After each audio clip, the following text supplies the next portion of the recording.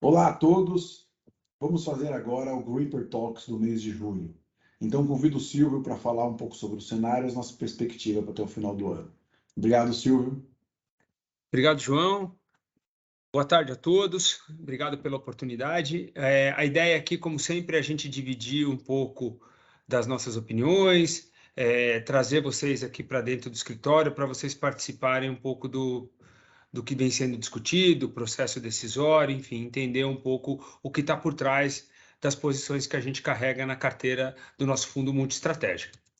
Nós preparamos aqui, então, um material onde tem os principais slides que a gente discutiu ao longo do mês, e aí a ideia é usá-los como uma base para dividir com vocês as principais posições da carteira.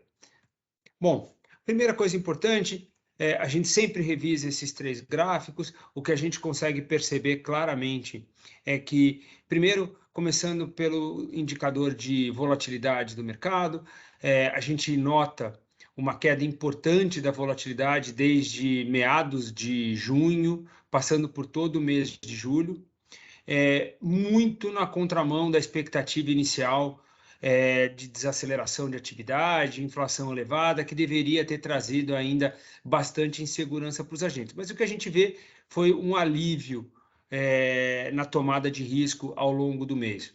A outra coisa interessante, quando a gente olha o ISM, que é um indicador que basicamente dá uma ideia para a gente de perspectiva de produção olhando para frente na principal economia do mundo, o que a gente percebe é que desde junho do ano passado, quando fez pico num patamar altíssimo, lembrando que acima de 50 ainda indica expansão de atividade, o que a gente vê é uma desaceleração, e a gente percebe também uma desaceleração quando a gente olha no último gráfico, passando para a gente uma ideia de qual que é a inflação esperada para os próximos 2 anos. Então, depois de uma aceleração ao longo do primeiro trimestre, esse número vem gradualmente cedendo de volta para a casa dos 3.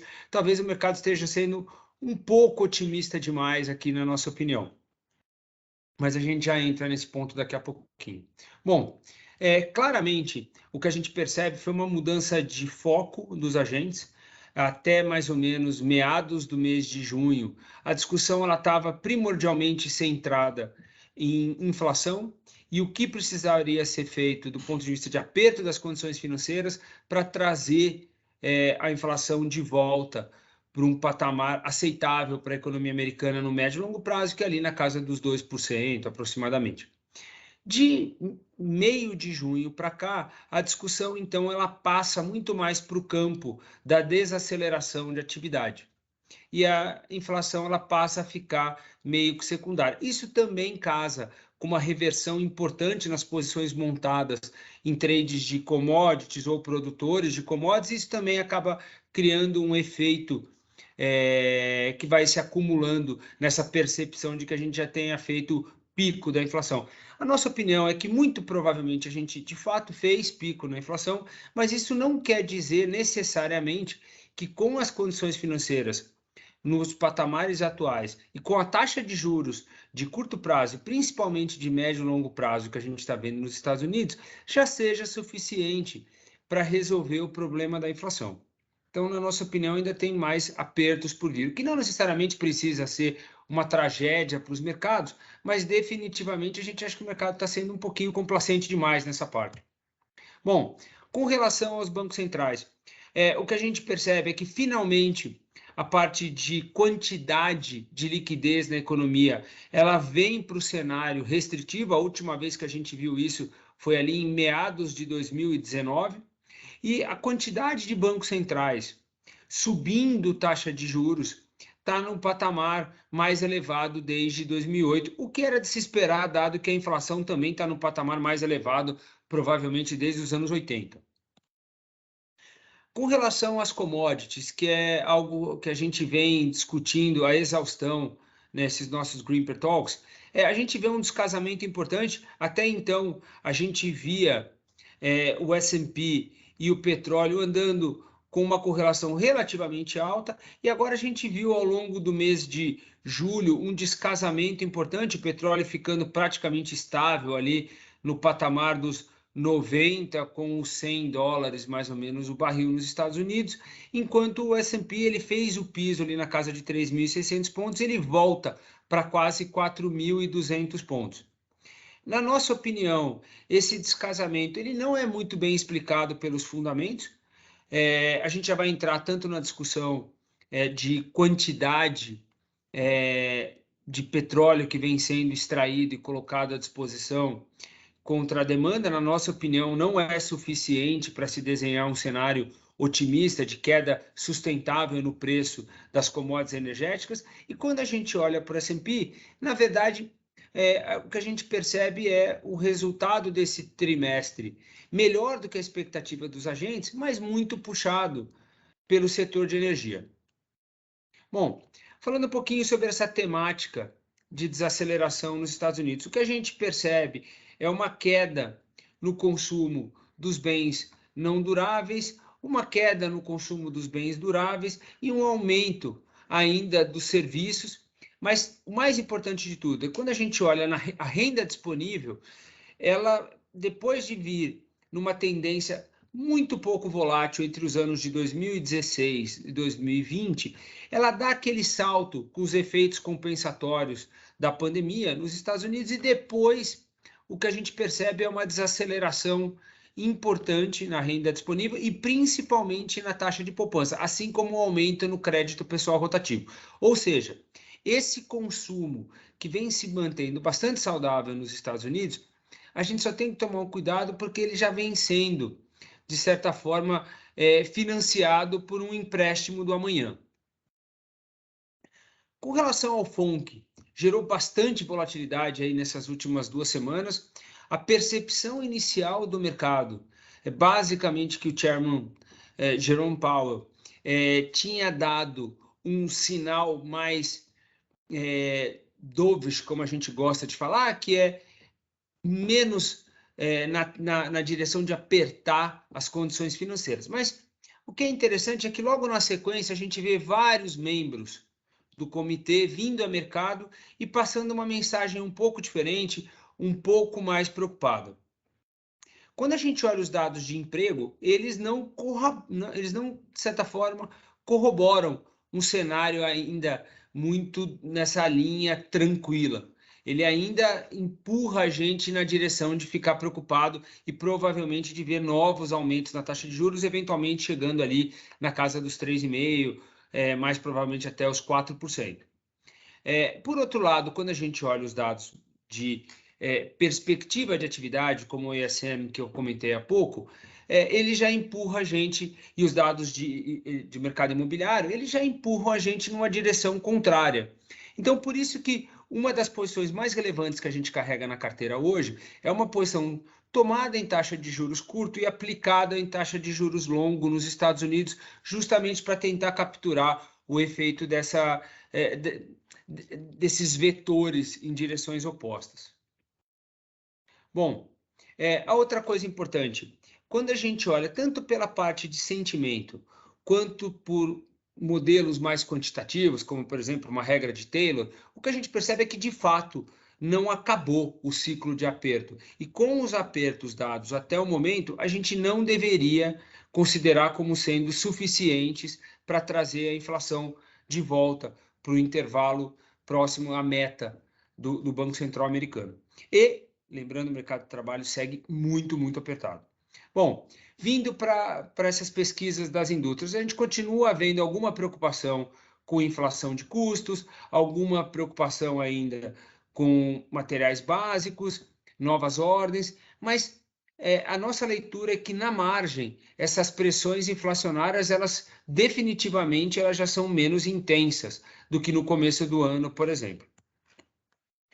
Indo para a temporada de lucro nos Estados Unidos, isso aqui foi recebido pelo mercado com certo alento, né? A gente vê crescimento tanto das vendas das principais empresas americanas quanto do lucro, só que a gente tem que tomar um pouco de cuidado, especialmente na parte do lucro, porque em termos reais, né, quando a gente desconta a inflação, lembrando que esses lucros eles são nominais, os números são bem menores.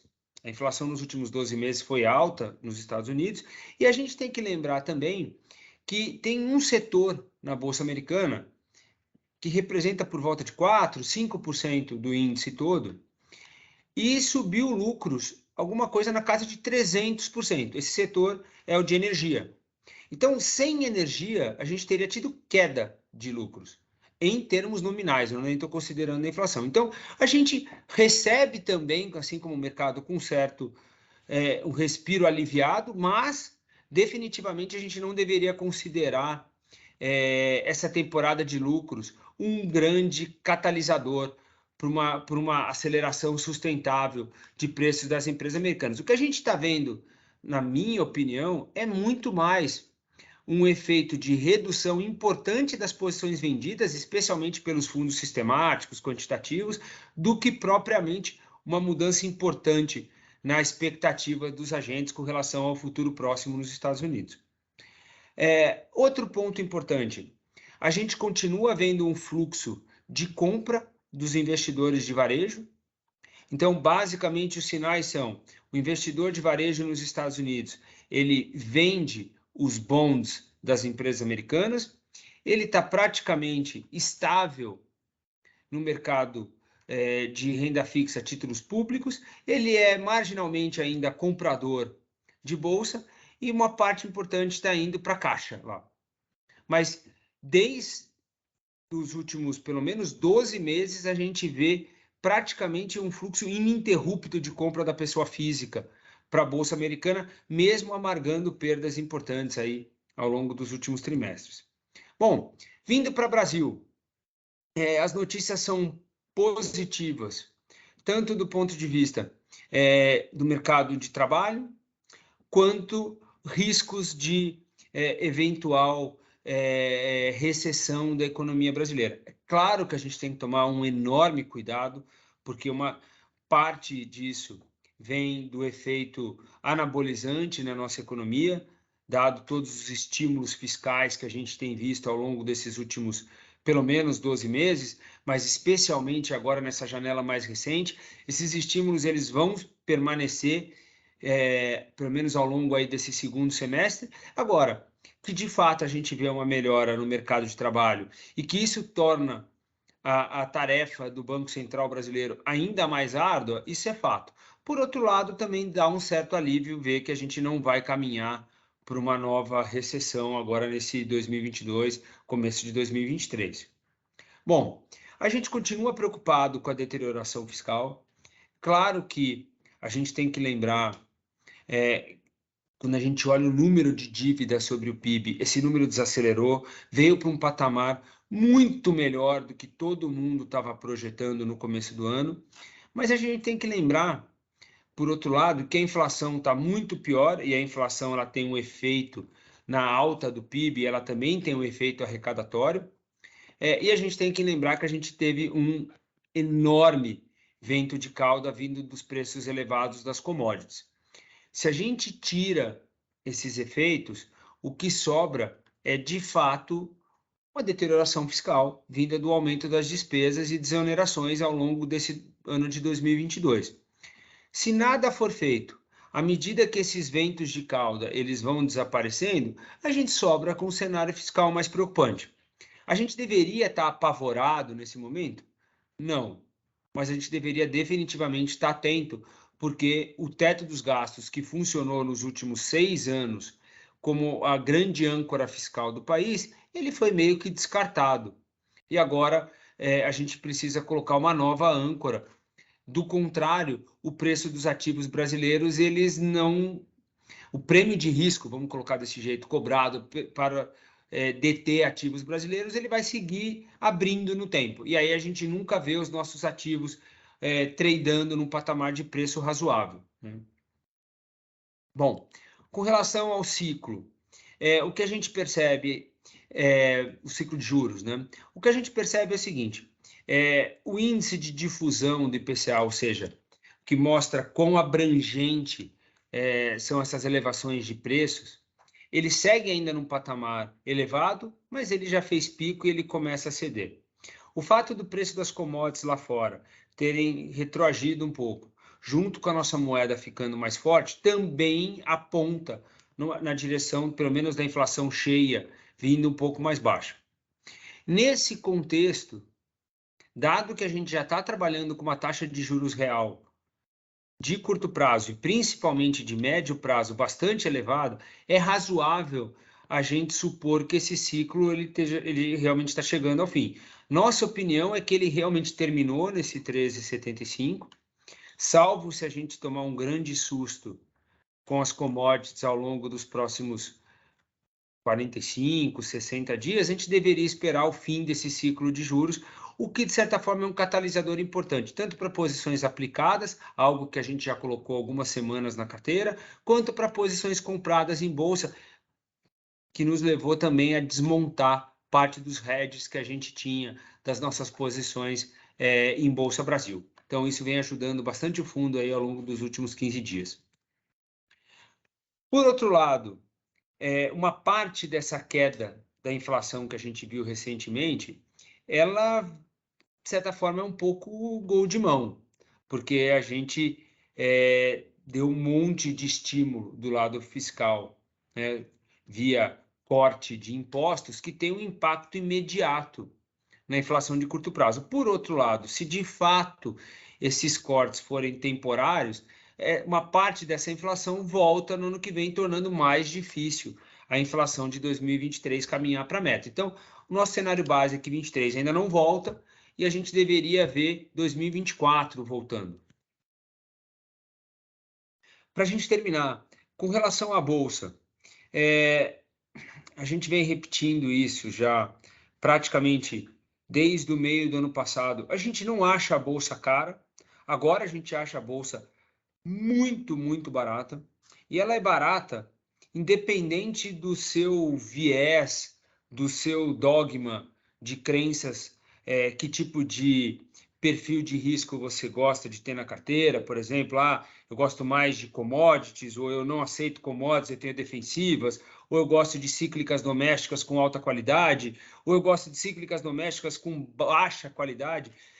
Para onde você olha, você percebe de fato um valuation muito descontado, o que oferece um prêmio de risco muito alto.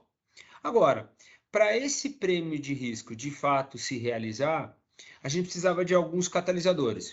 O primeiro catalisador importante a gente precisava ver o fim do ciclo de juros para as pessoas saberem a que taxa elas descontam esse fluxo de caixa futuro. A segunda coisa, a gente precisa ver o fim desse ciclo de resgates que está atrelado, de certa forma, ao cenário de juros de curto prazo muito alto.